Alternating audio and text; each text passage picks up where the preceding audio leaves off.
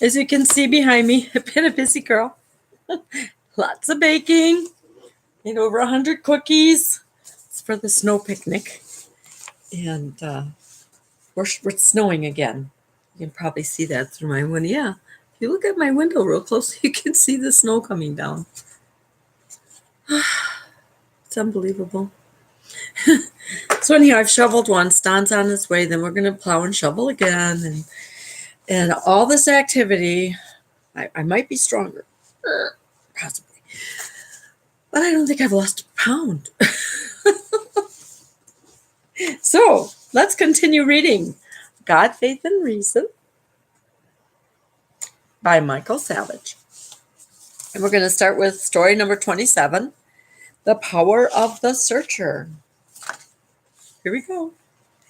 I am not the first Jew to walk with Buddha at my side. My son's rabbi told me about Martin Buber's affinity for this combination.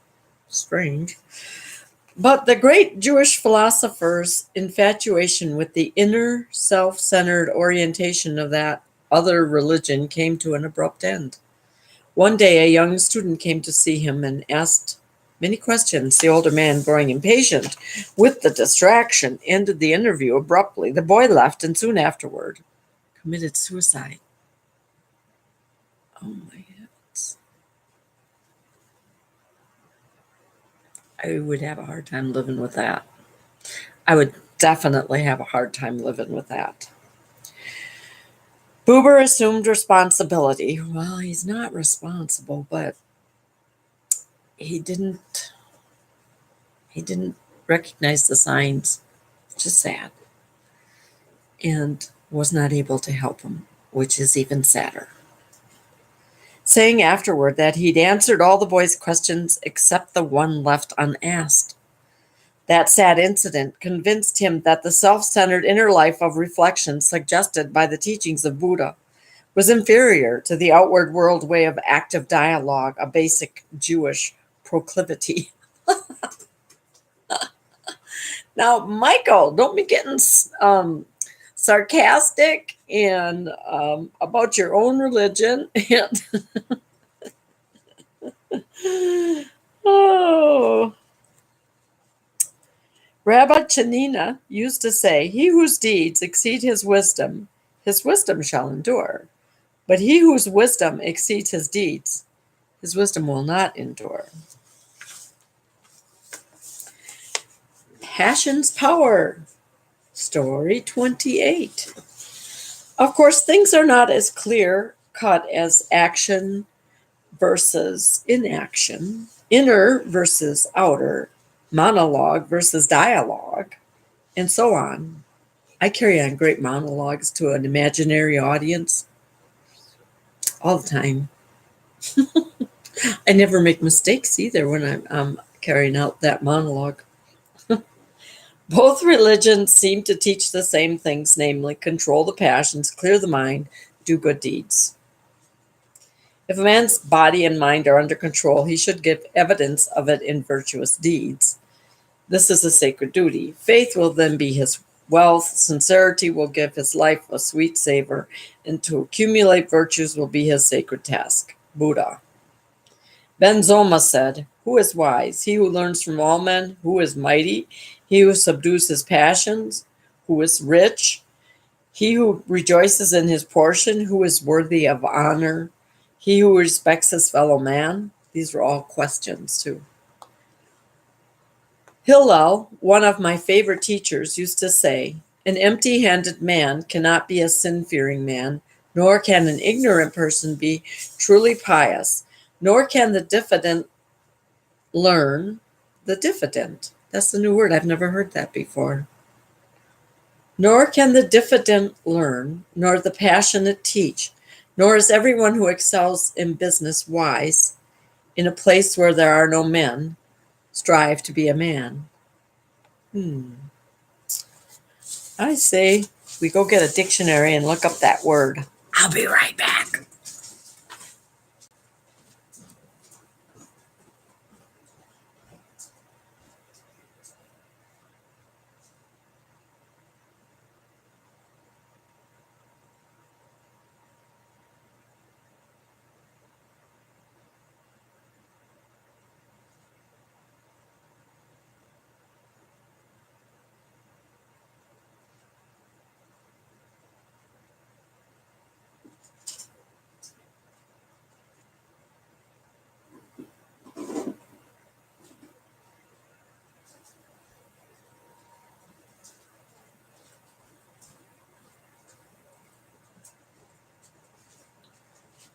I'm glad to report that this dictionary is so old, it's probably been taped back together. And as you can see, it's Webster's. Let's see, diffident. Well, let's get to the D's. Differential, it's got to be in this area. D-I-E-D-I,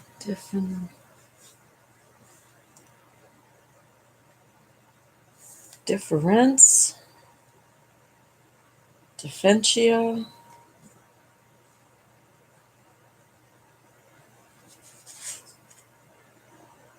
differentiable.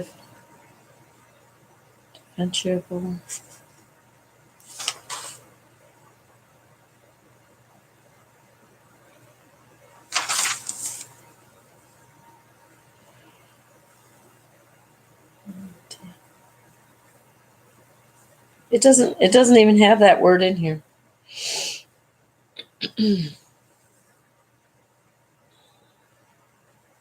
I don't know what to tell you, folks.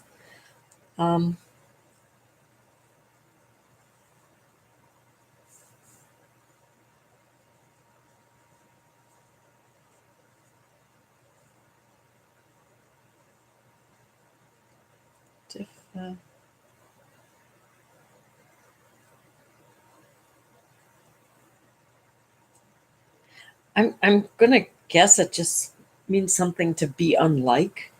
I don't know. I don't know. Again, if somebody can find that word in another dictionary, I suppose I could look up my phone. Type in what that means, diffident. That's just a new word for me. Okay.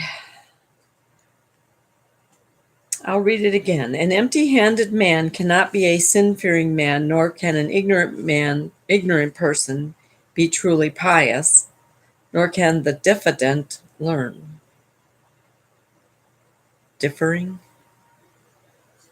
If you're so focused on your differences, it is hard to learn from anyone else.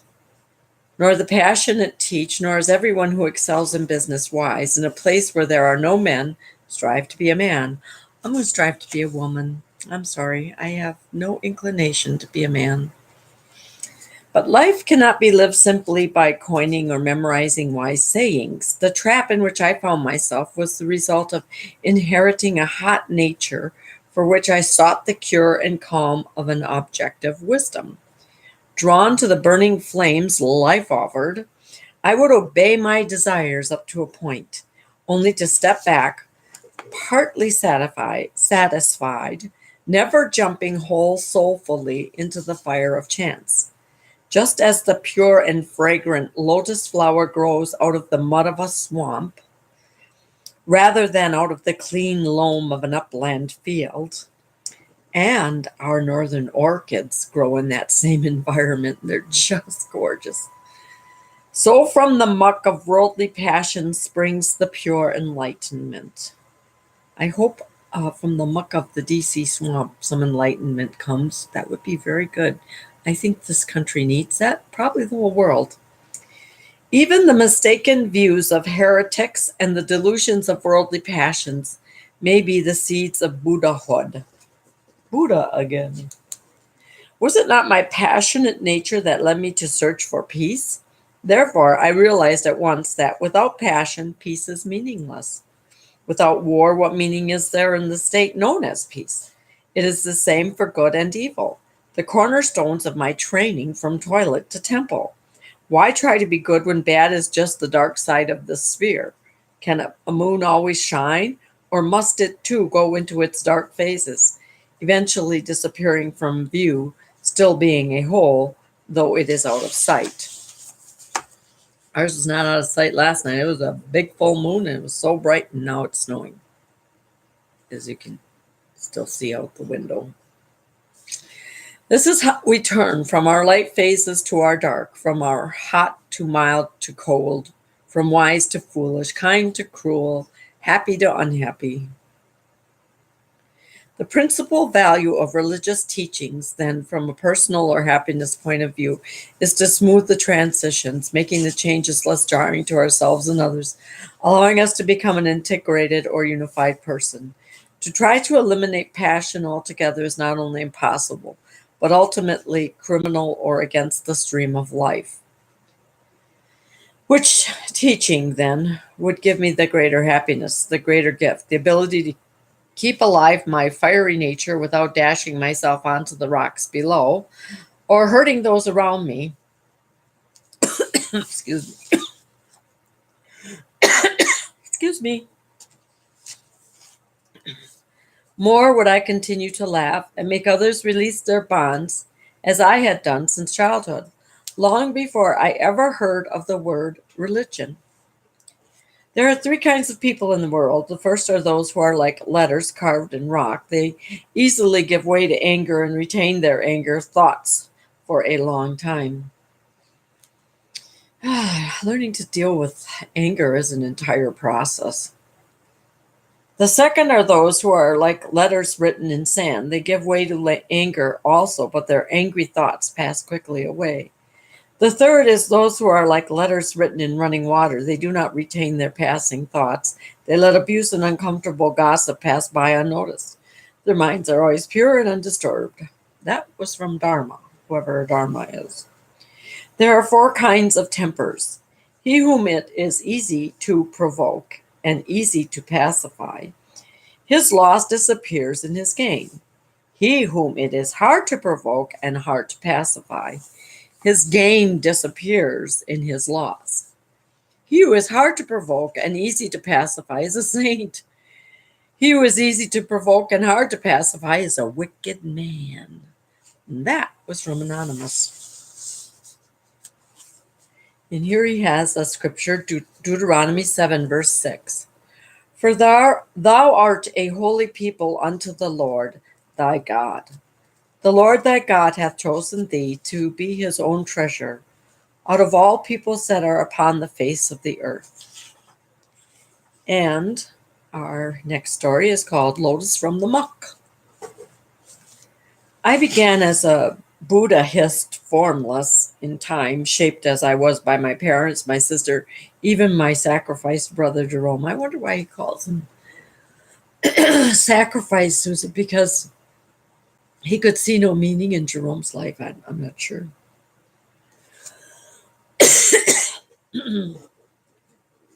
Jerome became my identity as a cultural being. But what was this religion I belonged to? No, that's it. I'm going to cough and I'm going to take a drink. I don't know what this frog is in my throat. But obviously I have a frog.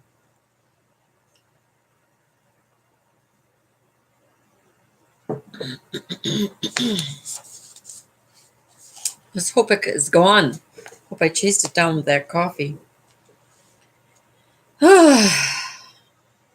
But what was this religion I belonged to?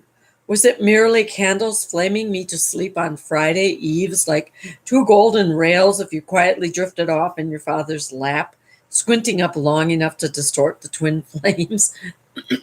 Okay, I've done that. Was it great festive meals once or twice a year, the woman cooking seemingly forever, great filling dishes that I now know to be dreadfully unhealthy or unhealthful? Oh my goodness, Michael. Really? It's not like you ate that way every day. Was it a cheap blue suit with other boys in like outfits walking to synagogue on our atonement day, dodging the goyim? I imagine that's a Jewish person who chased us with nylon stockings filled with powdered chalk, swinging their mothers' discarded skins to defile our once-a-year best and tell us we were Jews. I don't want to meet a goyim. Defined so by others, I grew up Jewish, or so I thought. Coming upon myself some 40 years into life's endlessness, approaching my own cherished boy's initiation into his people, and again reevaluating my life as a Jew, I found religion to be the least important facet of the diamond. That's kind of sad. Judaism is both more and less than a religion, both more and less than a people, surely not a land, certainly not a way of life. Well, Christianity is a way of life, and it is the most important facet of my life. It is more than a religion when mere observance is transcended and seen for the God-binding acts they are. The rituals designed to bind us through the chakras and the Shekinahs. Again, I have no idea. That's something Jewish. It is less than a religion when dumb unthinkingness refuses to budge from its shelled camouflage. Should we find out what chakras and Shekinahs are, since we have a dictionary right here? Mr. Webster, taped together with duct tape, the best fixing tool known to mankind in the 20th century. Oh, this dictionary has some taped pages. At least it's being used, you know? That's a good thing. Chakras. Maybe I should look up Goyim too.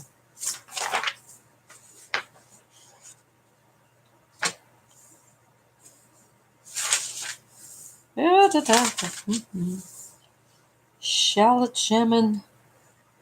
Okay. Shak.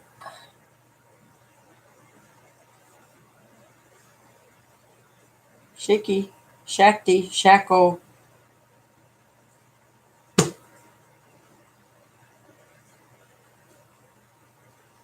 It's not in here.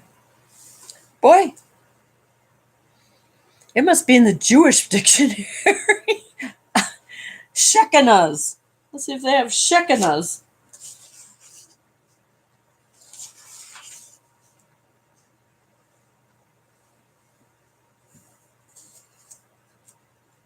I want one page too many again. Shekel. That's good. Shekinah. Hebrew, no kidding. Hebrew Theo. The manifestation of the presence of God. Divine presence. Oh, Shekinah. God is with us. I don't know what the chakras are. Now let's see if they have Goyim.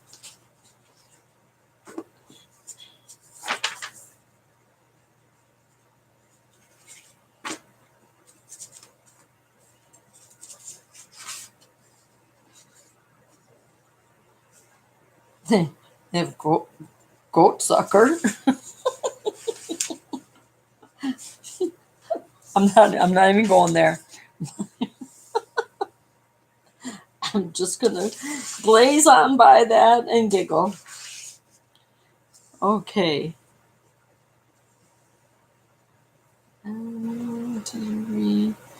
WXY.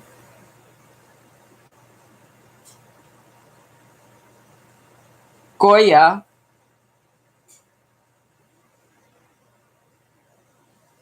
Painter? A Goya is a painter. They don't have a Goyim in here. Jewish religion is strange. Well, let's read that. It is more than a religion when mere observance is transcendent and seen for the God-binding acts they are. The rituals designed to bind us through the chakras and Shekinahs. God with us. It is less than a religion when dumb unthinkingness refuses to budge from its shelled camouflage. It is more than a people. It is many peoples. From Yemenites, brown in hue, to Nordic-looking Germans, it is less than a people when the world or inner imbalance drives us to a collective act of madness. It is more, that's true. It is more than a land. It is many lands, but beyond a geographical naturalism. Wondering and worrying, I sat in my car in the rain, parked up a San Francisco hill, looking back down Grant Avenue. Through the rain-dropped mirror, I heard the thought, where am I? What am I doing here? I used to be so sure of my place and direction. Soon after followed this rejoinder. Didn't we all? The lights of a city created and creating a sense of place. Today we belong to this place, yesterday to that, and tomorrow to the worlds of the deathless moons. From the muck of worldly passion springs the pure enlightenment, Dharma. Well, you know what I prefer? The lotus flower or the northern orchid from the muck of worldly passions. And he has a verse, Isaiah 64, verse 7. But now, O Lord, thou art our Father. We are the clay, and thou art potter, and we all are the work of thy hands. You are the potter, I am the clay. Make me and mold me, this is what I pray. Change my life, O God, make it ever new. Change my life, O God, may I be like you. And we're going to end there, and we're going to start tomorrow with part 4, God and Country. Yay! Oh my gosh, I can't believe I didn't have some kind of a catastrophe while I was reading today, because lately that's been my luck. But hey, look, it's still snowing and I can go outside and shovel and plow real soon. Yay! End stream. God bless you all. I love you. Goodbye.